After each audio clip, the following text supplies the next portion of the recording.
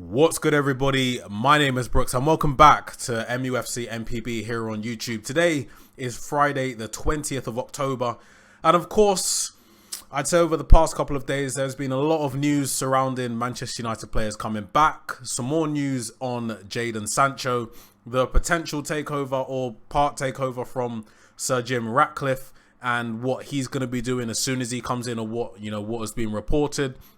Of course, we are playing Sheffield United tomorrow in Sheffield, so it is an away game. Something I'm quite confident about. A lot of our players over the international break have been performing, especially Marcus Rashford, who of course did pick up a goal and performed quite well against Italy in the game, which helped England secure their qualification for the Euros in Germany next summer. But we will be talking about all of those things in today's episode. But if you are new around here, and you are from the Twitter page, or the X page as it is called now, make sure you do hit that like button, hit the subscribe button, and make sure you do follow myself, MUFC MPB, Ash, Anil, and Aaron, who is one of our new presenters on the channel, all over on X. All of our links will be in the description down below, so make sure you do go and follow to keep up to date with everything Manchester United news, and all of our stuff, because we do other stuff outside of this in terms of streaming. So make sure you are in touch and do keep up to date with that. But let's just jump straight into it, and I'm going to start off with some good news. So now we have the potential return of Kobbie Mainoo. This is someone who I've been watching since he was playing in the youth side for a couple of years now. I'm so happy to say, and I'll say it over and over again, because it is one of my best experiences at a football match, especially at Old Trafford, that I've experienced. It was watching the FA Youth Cup final, and that was the first time I was able to see him live. And to be perfectly honest, it wasn't anything I wasn't expecting. And he did blow me away. It was a magnificent game. He is a magnificent talent, but unfortunately, he hasn't been available for selection since pre-season, as he, did pick up an injury against Real Madrid in one of our pre-season games. But take a look at this. Take a look at that. Kobbie Mainoo played in the behind closed doors friendly against Barnsley. He was really sharp. Now, this is something which hasn't come out until Laurie Whitwell this morning mentioned. Okay, let's be realistic here. I wouldn't expect him. I wouldn't expect him to start, maybe even get minutes against Sheffield United. But the fact that he's played a game and he was, quote, really sharp, it is very positive news, because, as you know, our midfield is a section of our team which has struggled a lot this season to control matches, to really even put a foot in. Kobbie Mainoo is someone who can come in, add some stability, add confidence, genuine talent. This isn't someone, no offense to other players, but I'm going to mention Scott McTominay. McTominay is a player who also came through the youth academy, and someone who's still playing for us now. Obviously, whether you want him to play for us or not is a different story, but he's someone who has a lot of hard work. He's someone who's very physically imposing. He's a big, tall centre midfielder. Maybe that isn't even his position, but those are the requirements which he has met and earned his place in the Manchester United team. With Kobbie Mainoo, I think you have someone who's more of a traditional midfielder in terms of his technique, in terms of his ability to scan, play the one-touch passes, almost like tiki-taka football. He also adds strength. He might not be the tallest, but he's someone who's very physically imposing as well. We've seen him in pre-season against big teams, against Real Madrid, against Arsenal. I think Arsenal was one of his better performances, which I remember. And in that game, you saw someone who looked like they'd been playing with that crop of players, with the first team, for way longer than he had. He looked like a player who's mature, well beyond his years. I believe he's still only 18. So this is someone who's really just coming through, really just at the beginning of his career, of his professional career. But it looks like he's been there for such a long time. Now, I'm not saying he comes in and starts. I'm not saying he comes in and takes out Fernandes or Mount or Casemiro. But what I'm saying is he could add to the midfield. Look, we don't know how far along the schedule he is in terms of when he's available to start. It might be a possibility that he starts tomorrow. We don't know just yet. But he could come into the midfield, because Casemiro is out, of course, with injury. He's still in Brazil, actually. I would expect the midfield tomorrow to consist of Amrabat, Mason Mount and Bruno Fernandes. But on the bench, possibly, you have Kobbie Mainoo, who could come in for an Amrabat and sit next to Mason Mount at the base of the midfield. We don't know. We don't know just yet, but it is a real possibility. Now, you might have seen a clip on Twitter, which was posted this morning. To be perfectly honest, it was one of the first things I saw the first time I logged into Twitter today, and I was almost like, what? Have I just seen what I've just seen? This is, I'll put it on the screen for you right now. Now, this is a clip of Kobbie Mainoo in training. You might just think, oh, he's just completed a part. But look at the pass. Look at the technique. I'm telling you for a fact now, I could name about three, maybe four other players in the first team squad who I like genuinely imagine doing that or trying that in a game. You've got Marcus Rashford, Bruno Fernandes, maybe Wan-Bissaka because of the way he plays, his type of, unique technique. But Kobbie Mainoo right there in the clip, you can't see him scan. So he's already done that. He's already scanned before the balls come to him, which is something which every professional footballer can do, but I don't think it's something that somebody might pick up on. You can't see him scan, so he's already looked. He's taken his touch and killed the ball and put it exactly where he wants it to be because he already knows what he's going to do. He knows where Lindelof is. I think that's Lindelof. And I don't even know how to describe this skill. I don't know what you'd even call it, but I'm going to call it a reverse trivela. A trivela is when you use the outside of your foot to make contact with the ball or play the ball or shoot or pass or whatever. But it's a trivela. But it's a reverse trivela, almost like a back heel, but back front of the foot trivela is what I'm going to call it. But nevertheless, this is the type of talent we're dealing with. It's not something that you see every day. And to be perfectly honest, it makes me, and I'm sure it makes a lot more of you more excited to see his comeback into the team. Now, something which I will talk about as well is the fact that there are a few players which I would say a lot of you might have noticed or should have noticed if you saw the clip of the squad photo coming back. I saw Amad Diallo, I saw Kobbie Mainoo, I saw Reguilon, who I will be speaking about a little bit later on in this episode.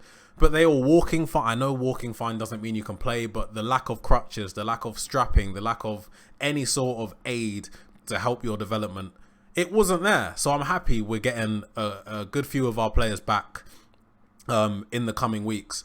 It was reported before the international break that Kobbie Mainoo and Amad Diallo would be back shortly after or straight after the international break. And I'm waiting to hear some news on Diallo, but I'm hoping that he will be able to return to the first team squad, maybe the bench, in the next few weeks, because he's someone who we could definitely use. His creativity and his danger in the final third, and his ability to score goals, get assists, anything that we can think of, he can bring to the team. It will just add and benefit the team. When we're looking for options off the bench, it won't be, I might as well just keep these players on. It'll be, I have Mainoo, I have Diallo, I have Pellistri, I have Mount because he might not have started because we have all of our midfield options available. Oh, he's not up to fitness. Reguilon can come on. Wan-Bissaka's there. All of these players are coming back and are making their way back. As a wise man once said, tough times never last. Only tough people last. And I'm going to flip that to Manchester United. I've supported this team for my whole life. A lot of you will have as well. Maybe some of you are new Manchester United fans and you're all welcome. But this isn't the Manchester United with all the injuries that we've had, the performances that we've been seeing. This isn't the Manchester United that we know. The Manchester United that we know and the Manchester United that Erik ten Hag envisaged when he took over from Ajax is going to be coming back soon, hopefully. With all the injuries that are returning, we will have options, and hopefully he will have the ability to play the way he wants to play. And some more very, very good news. Breaking: Manchester United manager Erik ten Hag confirms Raphael Varane and Sergio Reguilon are back for the Sheffield United game. Sergio Reguilon is a must. He's the only properly fit left back we have, the natural left back we have at the club right now. Even though his initial deal was to bring him in until January, I could see Manchester United extending it, because even though he has been injured, for the time he was playing for us, he was one of the better players on the pitch. He was someone who looked like, we throw this around a lot, but they get what it's about. Manchester United players and fans, when we acquire them, I guess that's something we look for. They understand what it means to play for Manchester United. They understand how lucky they are to play for Manchester United. It's I don't think it's something which a lot of players do understand and do meet, even though we say that they do. But Sergio Reguilon is someone that really puts the actions speak louder than words into action, I guess. When he was playing for us, or before he picked up his injury, he was someone who was up and down the pitch, putting crosses into the box. The Champions League match against Bayern Munich is something that I remember. Vividly. Him tracking Leroy Sané and making a tackle from his left back position across the pitch. Leroy Sané isn't a slouch. Sergio Reguilon isn't a slouch. The fact that he was even able to keep up with him shows his physical attributes, shows his pace, shows his mental attributes, shows his determination and want to win the ball back for Manchester United. It's not a thing of, oh, we lose the ball, yeah, we're going to jog back because then my manager can't say that I didn't track back. Sergio Reguilon took it to the next step. He tracked back and did something. He tracked back and made the tackle. If 8 of our players could do that each and every match, we'd be in a much better position. But Sergio Reguilon is setting the tone. And that's something I really like. So I'm really happy that he is available for selection against Sheffield United. We don't know yet if he's, fit enough to start. But I hopefully he is, because I would like to see Amrabat in the middle. And of course, Rafael Varane. Rafael Varane is available as well. This is someone who I like. I'm a big fan of Varane. I believe he is our best centre-back. However, in the same sentence, I don't think he is our best centre-back, because anybody's best attribute is their availability. And, he's a walking marshmallow. He can't stay fit. And that's a big problem. It's very noticeable when Rafael Varane isn't in the squad, because we just don't perform as well defensively. So I'm very happy to see him available for selection again. And hopefully he's able to start tomorrow, most probably alongside Harry Maguire, who has played very well of recent. So we can't, say, oh no, we don't want Harry Maguire because he's dead or he's terrible. He's been playing very well. And of course, Rafael Varane and Harry Maguire do have a very good record together. So I would like to see them start at the back for Manchester United tomorrow. Hopefully with Sergio Reguilon fit enough to start at left back with Diogo Dalot on the other side. With all these injuries coming back, you might be thinking, oh, we're going to have everybody available for selection in no time. Unfortunately not, because I do have some more news on Jadon Sancho. I seem to talk about Sancho a lot, but that's because it is a very big deal. It has been reported by Melissa Reddy for Sky that clubs from Serie A, Bundesliga and Turkey's Super League are exploring a short-term loan deal for Jadon Sancho in January. Not to mention all the links reporting that he might be going back to Borussia Dortmund, or I've seen a few things which are saying his preferred destination would be a return to Borussia Dortmund in Germany. The fact that it's a short-term deal, I'm a fan of, because I've always said I would rather Jadon Sancho go out, find his confidence, hopefully get back to the point where he's playing football at the level that he was at Borussia Dortmund before we signed him, and then come back to Manchester United in a better shape, in better headspace, in better form, and just generally better in general. That's what I would prefer, because no matter how he's performed for us, nobody can deny that he's a talent. Before he came to Manchester United, he was, I think, either the only or one of 2 players in Europe to register 20 goals and 20 assists in the same season, or he might have been the youngest. Look, the talent is there. Like, stats don't lie. The eye test never lied. Every Manchester United fan, I'm confident in saying, was ecstatic when we eventually signed Jadon Sancho, because of course we were chasing him for a very, very long time, and it was almost ridiculous, the amount of transfer windows we had to get through listening to all of this rubbish. Oh, Jadon Sancho, he's here now, he's doing this, and then it just never happened. But when we finally got him in, it was like, yes, we're finally leveling up. This is the player that's going to help us exceed our limits right now. This is the player that's going to help us challenge for trophies, push us up the Premier League table, help us get further in the European competitions. But it just, unfortunately for him, unfortunately for the manager, and unfortunately for the fans, I'd say, the most, he just hasn't lived up to those expectations. But I'm not giving up. I'm not giving up on Jadon Sancho at Manchester United. I think a loan deal, me personally, I think that's the best option for him, because as a footballer, you're always going to have haters. And I think as footballers, proving your haters wrong and proving your doubters wrong is something which is something which they should be trying to do all the time. Because if you're proving your doubters wrong, all that means is you're performing for your club. You're performing to the best of your ability, hopefully. Or maybe you're not there just yet. Maybe you're getting there. But I want to see him do this at Manchester United. So I'm a fan of a short-term loan deal for Jadon Sancho in January. It might be a thing where he goes away for 6 months. He might not come straight back into Manchester United. He might go to another club for a year. Or he might extend that loan deal for a year. I think this is something which is important for him, his career, and Manchester United. It's good for all parties, basically, is what I'm saying. So I'm a big fan of this. I hope he does go to the Bundesliga again, because we know he can perform there. But one thing I will say, I hope he doesn't go to Turkey, because I just don't think the quality over there is up to scratch. I don't think it's close to the Premier League. I don't think it's really close to the Bundesliga. I don't think it's necessarily close to the Serie A as well. So I hope out of those 3 options, it is a choice between the Serie A or the Bundesliga. One thing I will say, though, I don't want him to go to a Premier League club, because we all know what will happen if he goes to an Arsenal or if he goes to a Chelsea or a Liverpool. He'll go there and it will just click. You might not have heard that because I can't actually click. But it will just click at another club in the Premier League, and we'll see what could have been. So I'm hoping that it's a loan deal abroad to Italy or Germany to help revive and rebuild his career. And hopefully he'll come back to Manchester United a stronger player, a better player physically and mentally. And he'll just be able to, I guess, slot in and prove to us and prove to the fans why we did invest all that money into him. Now, we're going to start winding down this episode with some more news on Sir Jim Ratcliffe and his potential acquisitions when he eventually takes over his section of the club. Manchester United have primed Paul Mitchell to be their next sporting director once Sir Jim Ratcliffe completes his deal for a 25% investment in the club. Mitchell is eager for the role at United. He's wanted it for years. It's also been reported that Mitchell is a big fan of Manchester United and he's wanted the role for years. And I know it might be a little bit of a contradiction to what we've all been saying, jobs for the boys and all of that, getting in people who are Manchester United fans just because they're Manchester United fans. But I don't think this is the case here.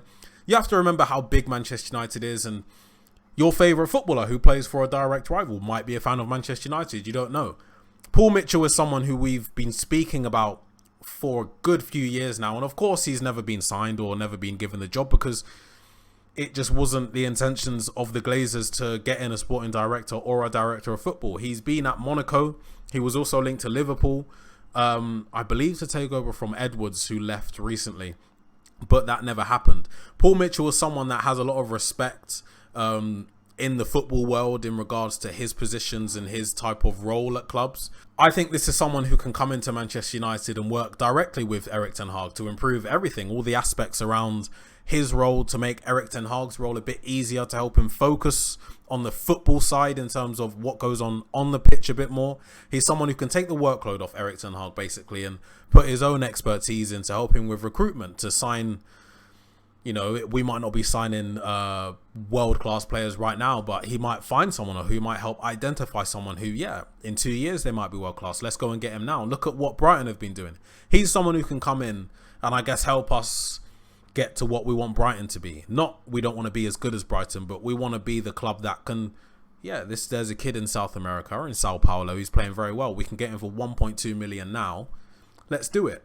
We might have to loan him out or he might come in and slot in straight away, but he has the potential to be a world-class player. That's the type of stuff that Paul Mitchell can help us do, and he has been doing it for many, many years in Europe, in the highest leagues. I think this is a no-brainer. Whether or not you want him to come in because it will be Sir Jim Ratcliffe's acquisition, it will be part of his acquisition of the club, that's a different story.